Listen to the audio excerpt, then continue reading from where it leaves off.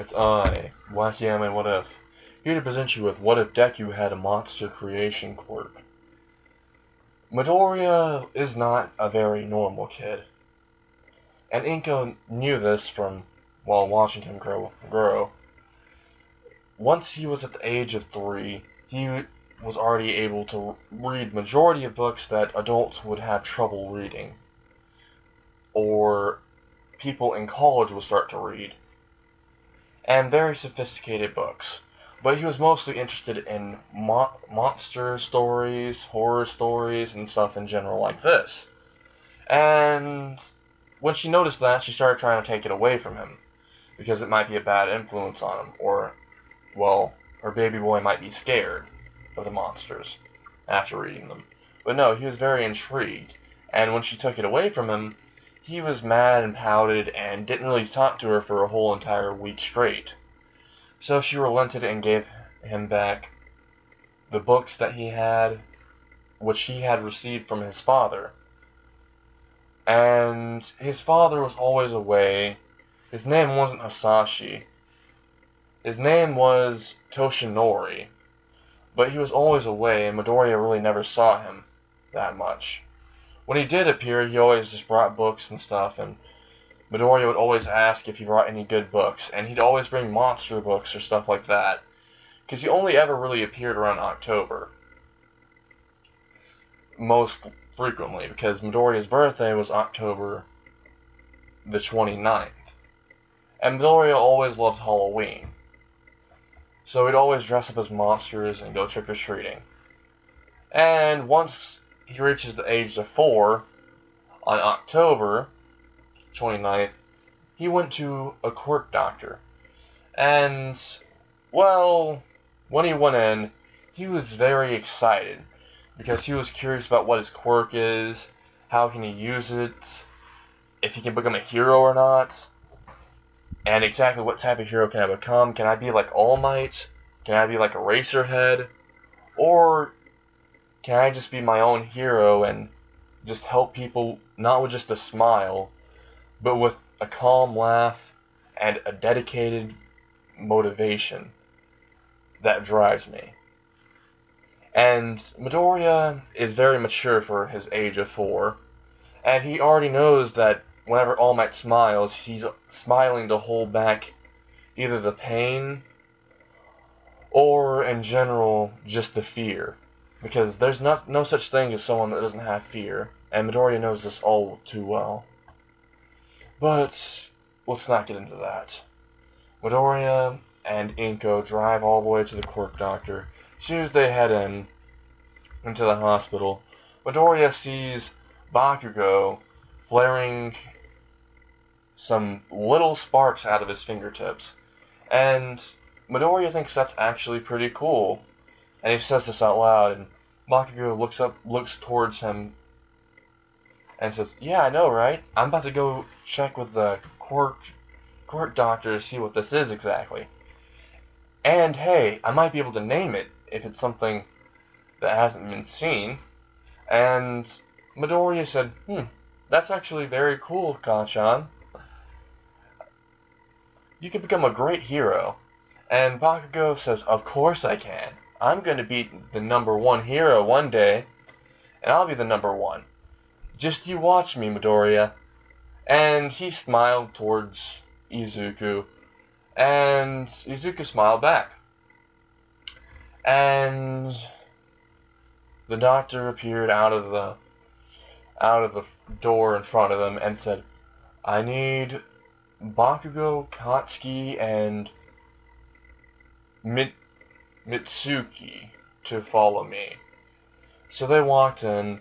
Midoriya was talking to his mother, saying, "What do you think my quirk is exactly?" And she's like, "Well, it could be a super strength quirk. I mean, your dad does have a super strength quirk.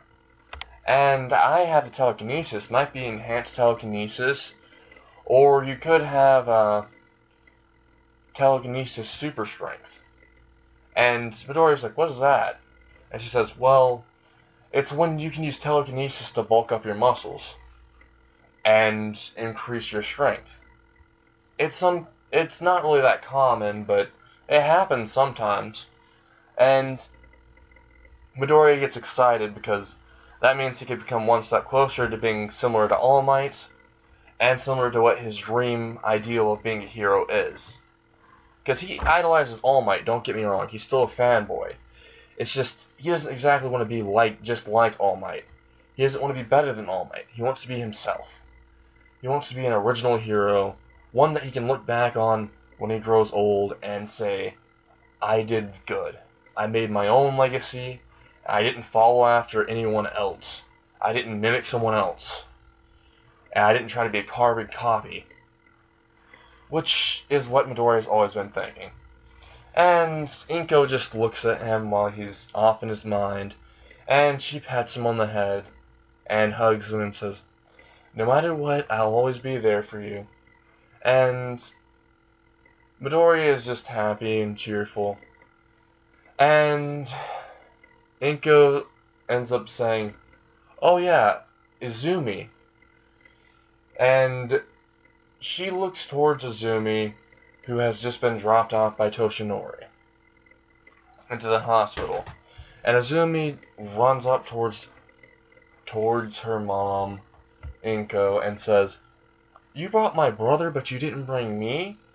And Inko was like, well, we got up early, and we figured you'd need some rest, especially your father. I mean, he's rarely here, and he always needs as much rest as possible for his line of work.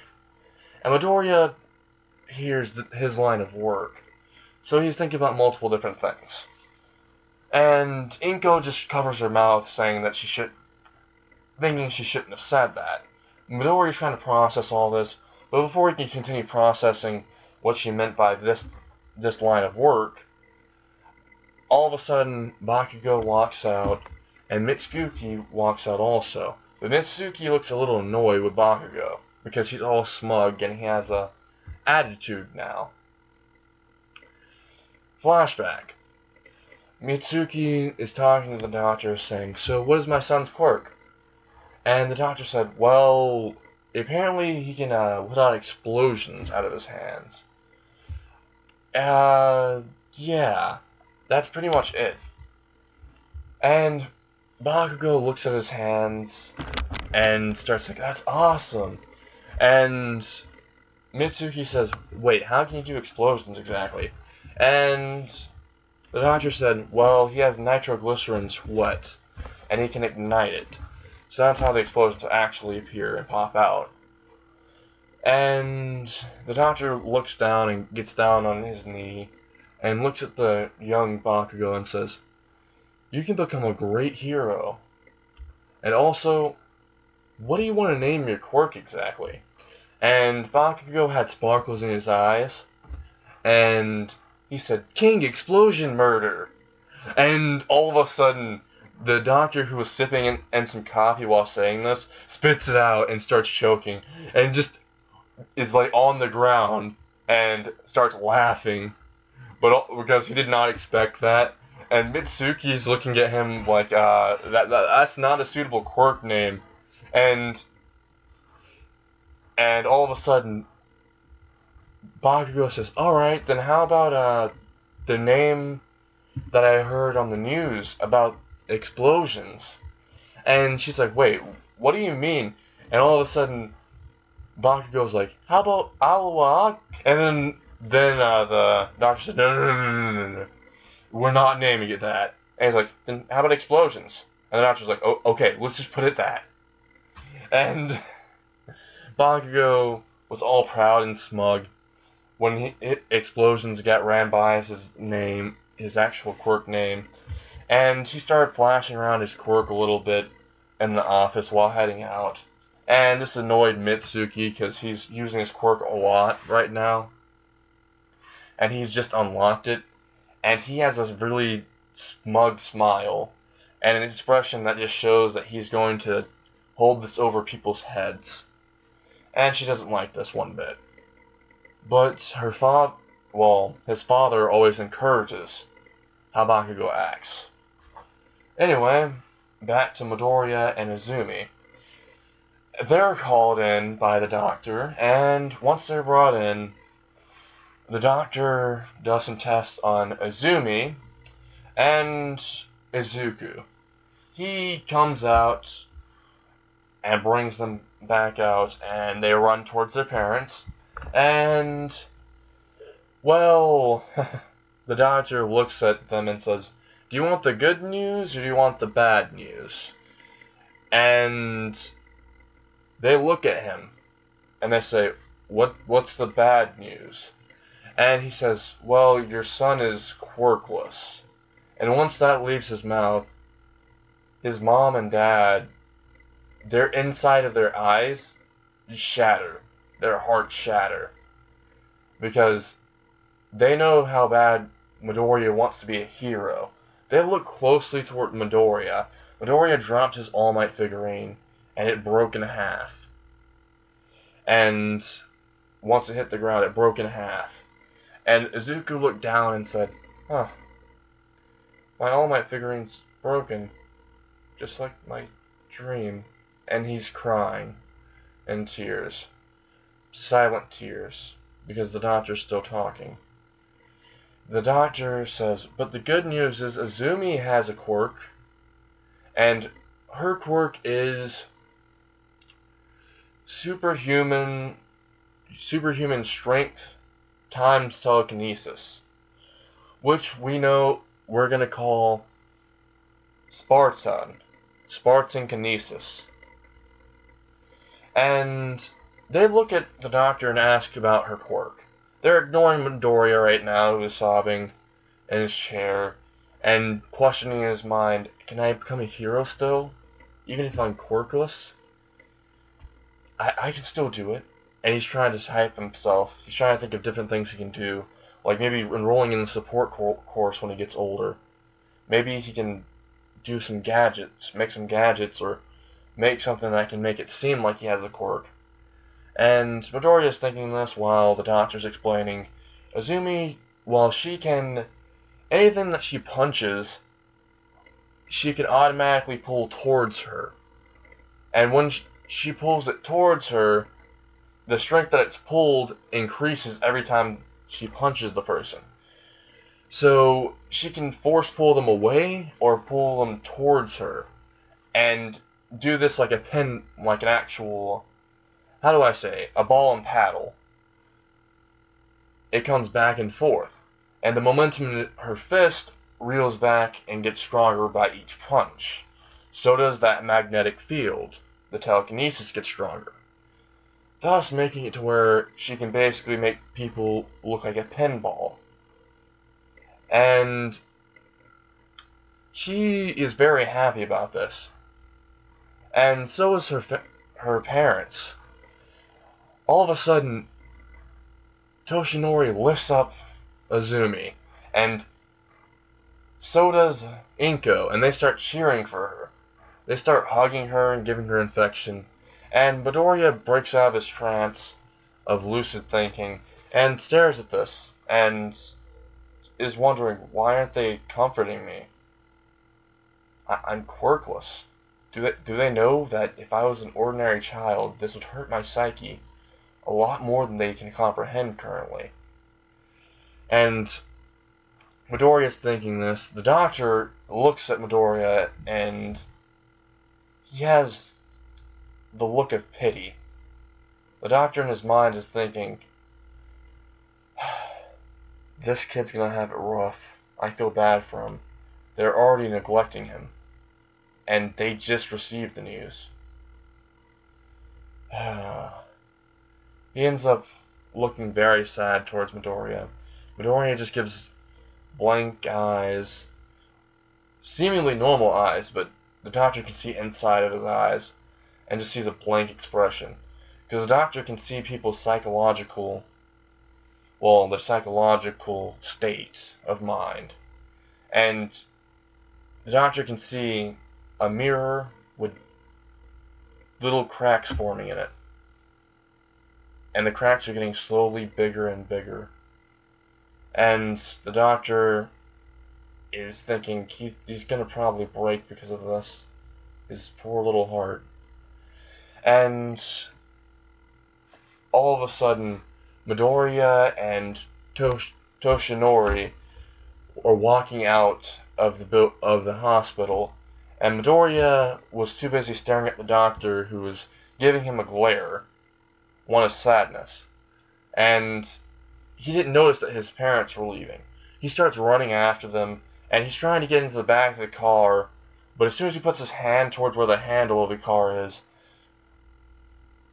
Toshinori and Inko drive off, and he's dragged alongside the car, and he's starting to get smeared on the road and being dragged along. His chest is being pushed on the road while it's going at very fast speeds, injuring Midoriya severely. If Midoriya didn't have enough strength to push up his body off the road, or if Midoriya didn't have acrobatics to be able to get on top of the car by lifting himself with one hand upwards on top of the car, or couldn't support his own weight, Midoriya could have easily have died, because an impact from the road at such speed could have either killed him or severely injured him. And Midoriya, after he's on top of the car, he's holding on for dear life, and as soon as they stop at the house, they don't even notice Midoriya is on top of the car, holding on for dear life on it. They just get out, they walk into the house, and as soon as they walk in with Izumi on both of their shoulders, being lifted up like a princess, or lifted up like a king, they lock the door. And Midoriya, who was just undisorientated from the ride, got off the roof of the car, walked towards the door, and was trying to open it, but it was locked. Midoriya just banged on the door as hard as he could, and Inko and Toshinori were inside talking to Izumi about how amazing her quirk is, and how she can definitely become a great hero. And they're very happy, and Inko cooks dinner. And Midoriya is just stuck outside. It's raining. There's lightning in the air, in the sky. And Midoriya can't get in the car. Midoriya can't get in the house. And he can't go towards Mitsuki, who's next door, because, well, they're out for a vacation for the day. Because they have to tell the distant relatives about Bakugo's quirk. And Midoriya is stuck outside, and he's needing to take shelter. He sees a trash bin that has just been cleared out, and he jumps in the trash bin, and he closes the top of it, and he knocks it to the side so it doesn't get lifted up in the morning. And he puts it right in front where he could still have a front view of the house, and he looks through the window. They're all eating, they're all smiling, and they're all having a wonderful time without him. It's as if they never had a son. And Midoriya can't help but start to sob inside the trash can, which he just thinks, why? Why me? Why could this happen to me? Why? I had two loving parents just until today. Why is this happening? And Midoriya wondered this. As the lightning started getting stronger, the rain started heaving down more, and Midoriya couldn't help but fall asleep, because he's wasted too much energy by crying and sobbing for hours on end. And he hasn't eaten, and he hasn't drank anything today. He falls asleep, and all of a sudden, he feels the trash can being lifted up, and he ends up falling to the bottom of the trash can into a puddle of water. And all of a sudden, someone lifts open the trash can, and it's a garbage man. He looks and sees a kid inside, and he picks him up and gets him out of there, and says, "Kid, why were you sleeping in there?" And Midoriya looks at him with just sad, broken, just sorrowful eyes, pitiful eyes. And the guy sees that he's starting to cry, and he's starting to try to calm down the boy. And once he calms him down by giving him ice cream and some actual lollipops, well, he starts to sigh, and he asks one more time. And he says, "If you don't tell me, then I can't really help you." And Midoriya just says, "My." He starts sniffling, and he says, "My family, they don't. I don't think they care about me anymore." And the guy's like, "That's absurd." And he says, "What family wouldn't care about their son or their kid? What happened exactly?" And Midoriya explains how he went to the court doctor with his sister, and how as soon as he was diagnosed as quirkless, that they abandoned him. They didn't abandon him, they neglected him. They forgot about his existence, is what he's trying to tell himself. But he knew in the inside they probably just abandoned him. And the trash guy was furious. And he says, "Kid, my name's Ron. If this doesn't change after I speak to them, I'll give you this." He gives him a little flip phone, and he gives his number into the flip phone.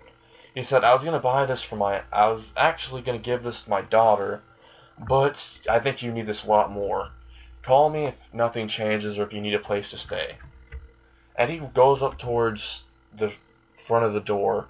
He knocks on it very loudly, and all of a sudden, a groggy Toshinori, who was sleeping on the couch, gets up, goes towards the front door, opens it, and sees the trash guy. And Toshinori says, "The trash is in the trash bin." Well, not in the trash bin currently. Yeah, we're gonna go ahead and get that done, and you're not supposed to appear until next week. And the guy is very pissed off, and he has an angry scowl. And Toshinori says, "Why are you so mad? What exactly is your problem?" And he says, "My problem is you guys abandoned your own family, your own kid." And Toshinori says, "Abandon who exactly? Our daughter's inside the house. Who exactly did we abandon? Or who exactly did we supposedly forget about?" And then all of a sudden, something starts to click with Toshinori, and he says, wait, did I forget something?" And the fury in the trash guy's eyes when he said this was immense. He looks at him, and he grabs him by the shirt, pulls him towards him, and says, "You forgot about your damn son. You see him?" And he points towards the trash can that was knocked over, and Toshinori sees that Midoriya was next to the trash can on the other side, and it's very wet, and all the water from the trash can's spewing out the trash bin. And the trash guy says, "I found your son sleeping in there because you guys wouldn't let him into the house. And he banged on the door. He told me he banged on the door just for you guys to help him. But you guys ate with your daughter and your wife. You ate with them, and you forgot about his existence because he didn't have a quirk. Is that the only thing you people care about? Do you guys not care for him? Then what was all those years before he went to the court doctor for? Huh? Huh?" And he starts pushing Toshinori.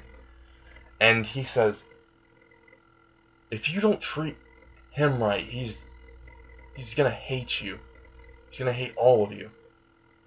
And he's gonna run away. I know that. Because that's what I did when I was a kid, and I was diagnosed as quirkless. And my family they just didn't look at me anymore. They neglected me. And I did the same to my own son after I ran away. I did the same to my own son because that's how I was raised. I regret it all the way now because of what happened to him and because of my own mistake. And he starts having tears running through his eyes. And Toshinori listens to this man's words and they sympathize with him. He starts remembering before he had One for All, how he was treated as when he was quirkless. And he starts thinking, I need to spend more time with Izuku. And Izuku is just staring at this whole entire process. And she's looking at the garbage guy with sparkles in his eyes. And the garbage guy speaks more to Toshinori. And Toshinori runs up towards Izuku. And he tries to hug him.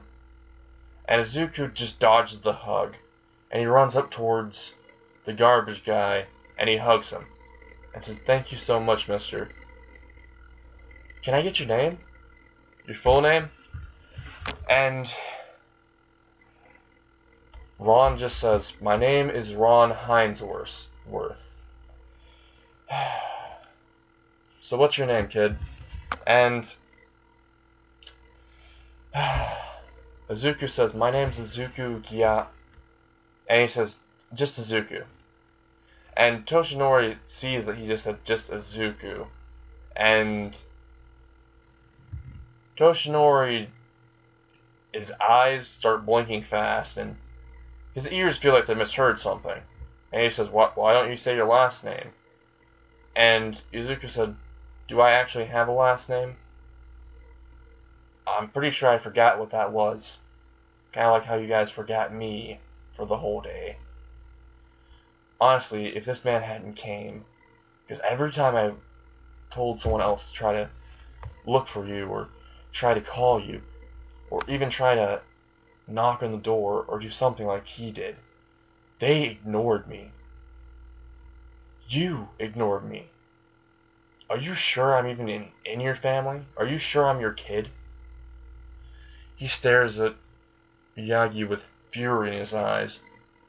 And he looks at Ron with sparkles.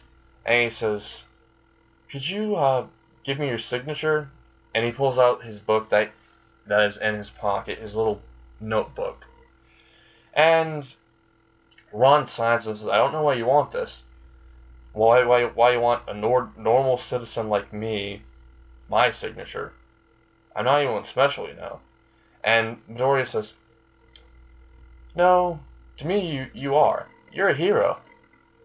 And he looks at him and just has the kindest, softest smile.